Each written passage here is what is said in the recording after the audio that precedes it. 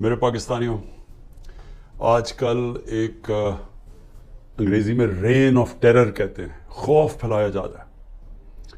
ایک خوف کی فضا بنائی گئی ہے کہ جو بھی کوئی تحریک انصاف سے کچھ بھی اس کا کنیکشن ہو، رشتہ دار ہو، پولیٹکس سے کوئی کنیکشن نہ ہو، رشتہ دار بھی کسی تحریک انصاف والے کا ہو، کوئی بزنس پارٹنر ہو، یعنی کوئی بھی کسی کی کنیکشن تحریک انصاف کے ساتھ ہو، اس کے اوپر تشدد، ان کے اوپر ظلم، ان کی بزنسز بند، ان کے گھروں کے اوپر چھاپا در گئے ہیں.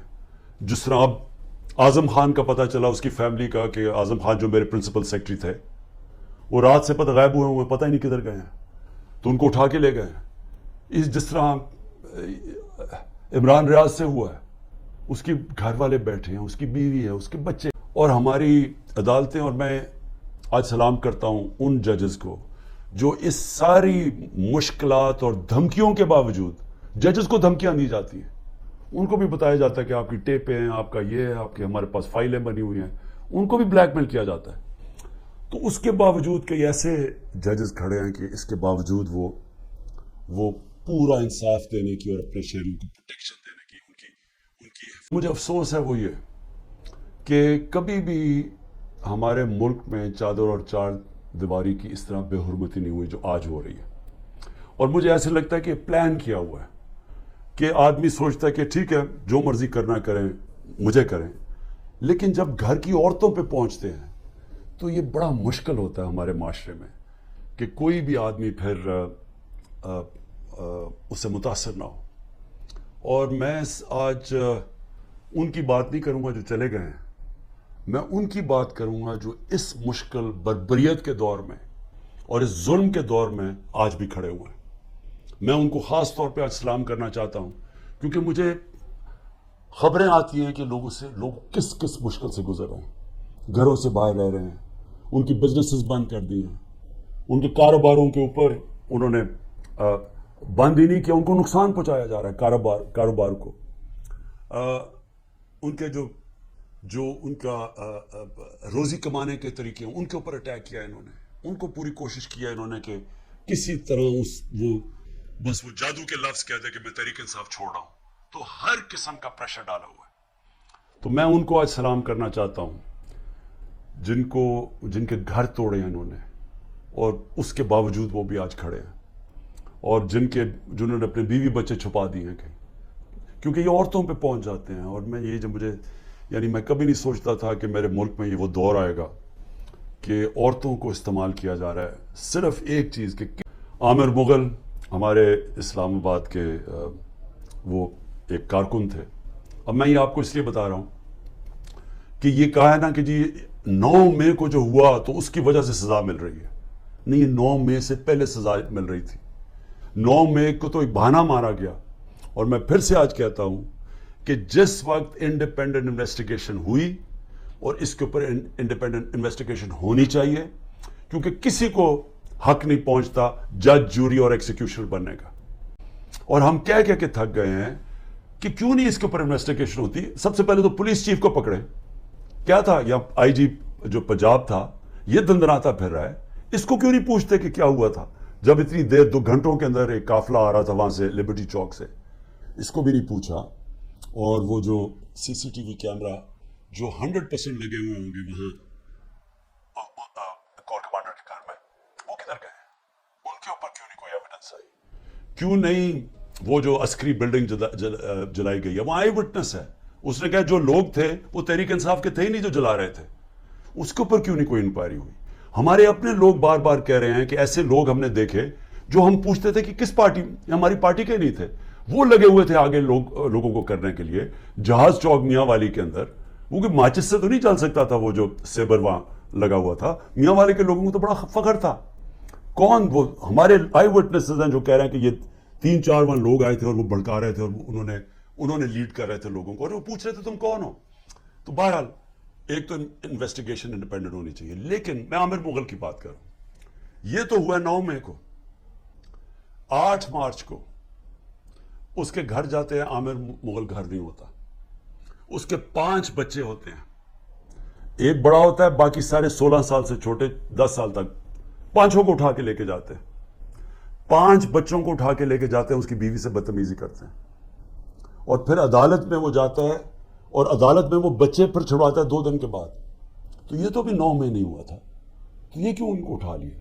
اور جو میرے پر 140 FIR کٹ چکی تھی 9 مئی سے پہلے, تو وہ کس وجہ سے کٹی تھی؟ تو یہ جو بنایا جا رہا ہے نا کہ جی 9 مئی کے بعد ہی ہوا ہے, 9 مئی سے پہلے سے پلان تھا. یہ پلان بہت پہلے کا بن چکا تھا کہ عمران خان کے اوپر کاٹا ڈال رہے ہیں, تحریک انصاف نے اب واپس نہیں آنا, اگر واپس آئے گی تو مائنس عمران خان آئے گی. یہ پلان پہلے کا بنا ہوا تھا. مذاکرات میں نے شروع سے کہا تھا ہم تیار بیٹھے ہیں. جنرل باجوہ سے میں نے 2 دفعہ مذاکرات کیے, ٹیم بنائی ہوئی تھی جو ان سے مذاکرات کرتی تھی, صرف یہ کہنے کے لیے کہ یہ ہو ہی نہیں سکتا کہ اب ملک کی سب سے بڑی جماعت کو اگر آپ اس کے اوپر کاٹا ڈالتے ہیں تو پھر جمہوریت پہ کاٹا ڈال دیتے ہیں. یہ تو کہیں ہوتا ہی نہیں ہے. تو اس لیے مذاکرات کرتے تھے کہ ہمیں بتائیں کہ آپ کا کیا روڈ میپ ہے. جب یہ جنرل باجوہ گیا اس کے بعد پھر مذاکرات کی پوری کوشش کی, ہمیشہ پیغام پہنچائے, کوئی جواب نہیں آیا, کیونکہ وہاں وہی پالیسی چل رہی تھی, وہی کاٹا ڈالا ہوا تھا. جب کاٹا ڈالا ہوا تو بات کیوں کریں گے کوئی؟ 10 لاکھ پاکستانی پروفیشنلز ملک چھوڑ کے چلے گئے ہیں, پاکستان کے ڈالرز ملک سے باہر انویسٹ ہو رہے ہیں. لوگوں کو پاکستان کے اوپر اعتماد ختم ہوتا جا رہا ہے, امید جا رہی ہے, اور اگر اسی طرح چلتا رہے تو آگے کوئی بھی ہوپ نہیں ہے. تو کوئی تو پلان ہوگا نا. چلے مان لیا عمران خان نہیں ہے, PTI ختم کر دی, جس طرح ابھی یہ کراچی کے اندر لوکل گورنمنٹ کا الیکشن کروایا ہے. اب اگر اس کو الیکشن کہتے ہیں تو اس طرح تو سارے ڈکٹیٹرشپس کے اندر ایسے الیکشنز ہوتے رہے ہیں جن کی کوئی اہمیت نہیں ہوتی, کوئی مانتا ہی نہیں ہے ان کو. یہ الیکشن کہ تحریک انصاف اور جماعت اسلامی کے ووٹ دیکھیں کتنے, 8 سے 9 لاکھ, پیپلز پارٹی کے 3 لاکھ ووٹ, اتنا بڑا فرق, اور وہ جیت جاتی ہے پیپلز پارٹی. اور جس طرح وہ جیتی ہے پولیس کا استعمال کر کے, تو یہ تو کوئی الیکشن نہیں ہے, اور اس سے تو کوئی ملک کا فیوچر نہیں ہے. کیونکہ الیکشنز تب الیکشن مانے جاتے ہیں جب جس ملک میں رول آف لا ہوتا ہے, جس ملک میں انصاف ہوتا ہے, تاکہ جب انصاف ہوتا ہے وہ پھر صاف اور شفاف الیکشن کرواتا ہے. اس ملک میں عدلیہ ان کے حقوق کی حفاظت کرتی ہے, وہ پھر ملک آزاد ہو جاتا ہے. جمہوریت کا صرف مقصد ہی ایک ہوتا ہے, آزادی دینا. جمہوریت کے اندر اگر لوگ آزاد نہیں ہیں وہ جمہوریت نہیں ہے. اور جمہوریت کے اندر آزاد ادارے ہوتے ہیں, آزاد الیکشن کمیشن ہوتی ہے, آزاد عدلیہ ہوتی ہے, وہ لوگوں کے حقوق کی حفاظت کرتی ہے. جب لوگوں کے حقوق کی حفاظت کی جاتی ہے, فنڈامنٹل رائٹس کو پروٹیکٹ کرتے ہیں, قوم آزاد ہو جاتی ہے. اور آزاد قوم وہی اسی کی پرواز اوپر جاتی ہے. میں آپ کو مثال دیتا ہوں, ایسٹ جرمنی, ویسٹ جرمنی, دوسری جنگ عظیم کے بعد ایسٹ جرمنی کے اندر ڈکٹیٹرشپ آ گئی, ویسٹ جرمنی میں جمہوریت آ گئی.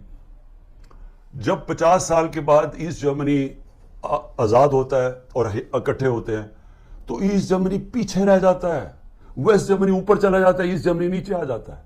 اسپین کی میں مثال دیتا ہوں, وہاں ڈکٹیٹرشپ آ گئی سیکنڈ ورلڈ وار کے بعد, فرینکو آ گیا, 30 سال ڈکٹیٹرشپ رہی, وہ پیچھے چلا گیا. اسپین سارا ویسٹرن یورپ جو ڈیموکریسی تھی آگے چلا گیا.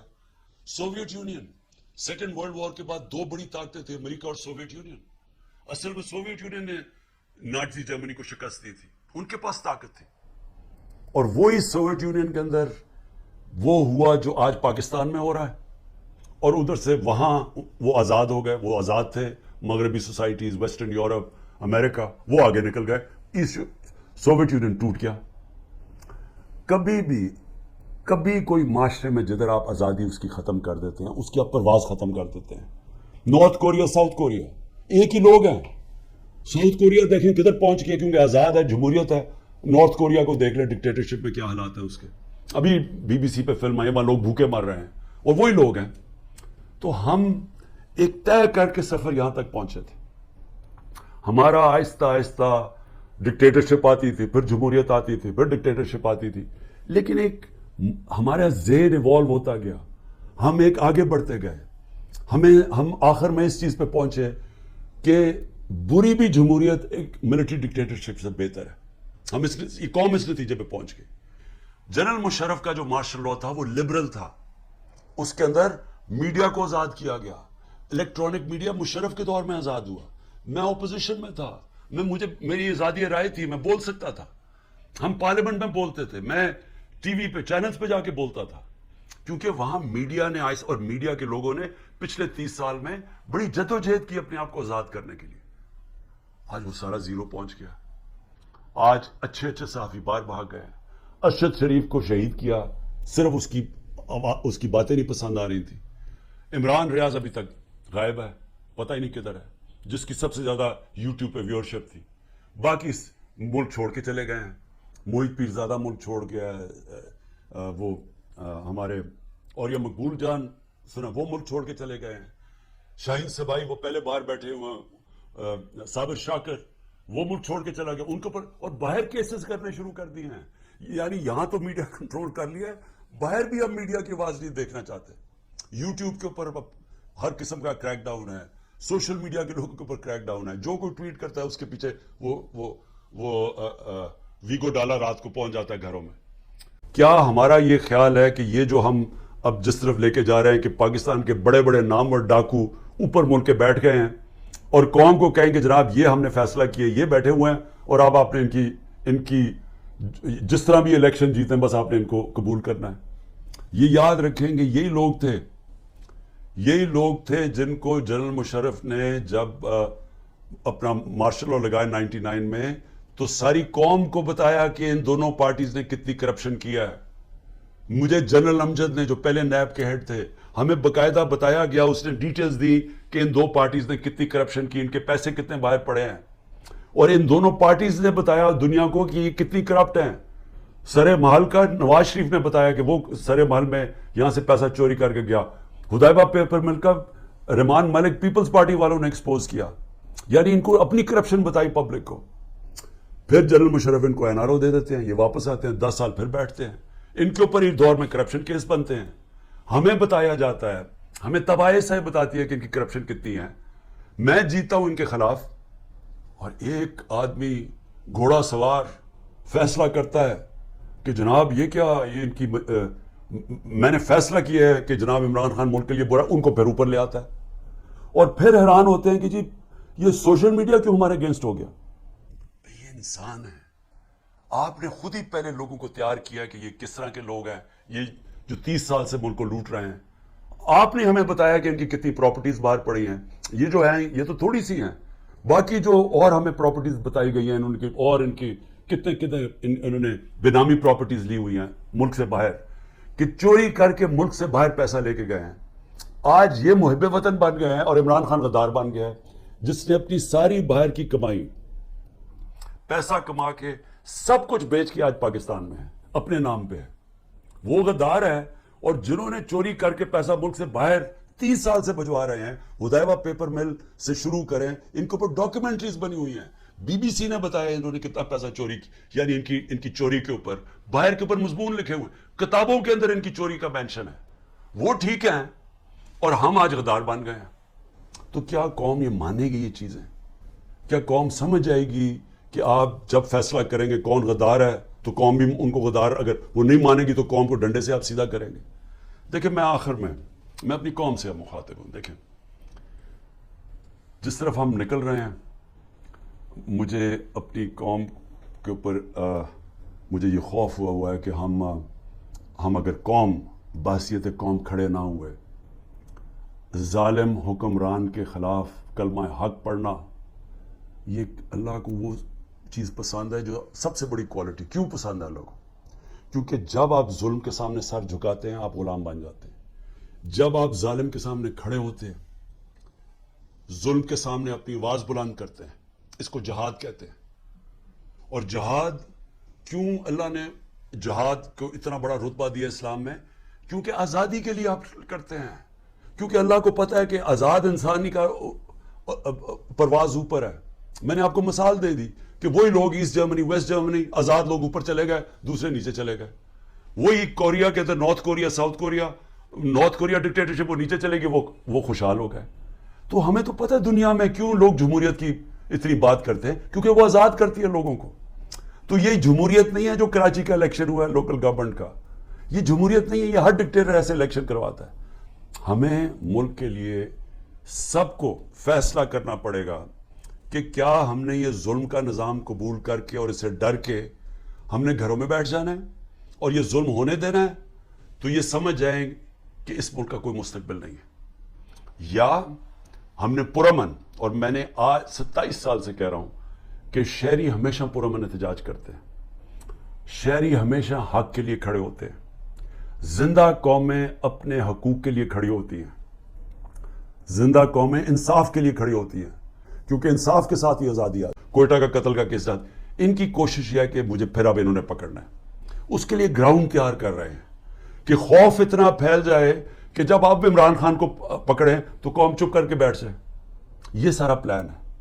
میں صرف آپ کو کہہ رہا ہوں کہ میں تو تیار ہوں، میں تو تیار ہوں جیل کے لیے، میں تو ہر چیز کے لیے تیار ہوں۔ اللہ کے اوپر پورا اعتماد ہے، میں تو یہ اپنی ذات کے لیے کر نہیں رہا، یہ تو میرے اپنے ملک کے لیے۔ میں جب نکلا تھا آج سے 27 سال پہلے، تو میں تو جہاد سمجھ کر نکلا تھا، کیونکہ اللہ تو مجھے سب کچھ دے بیٹھا تھا۔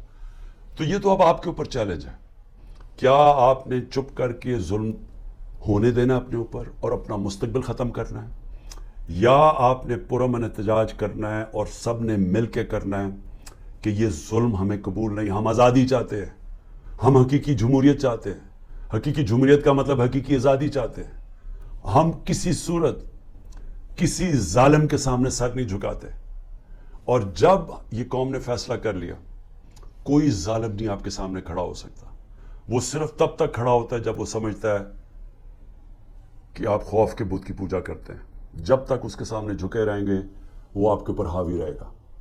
جب قوم یہ بت توڑ دے گی، قوم آزاد ہو جائے گی، اور آزاد قوم ہی خوشحال ہوتی ہے۔ پاکستان زندہ باد۔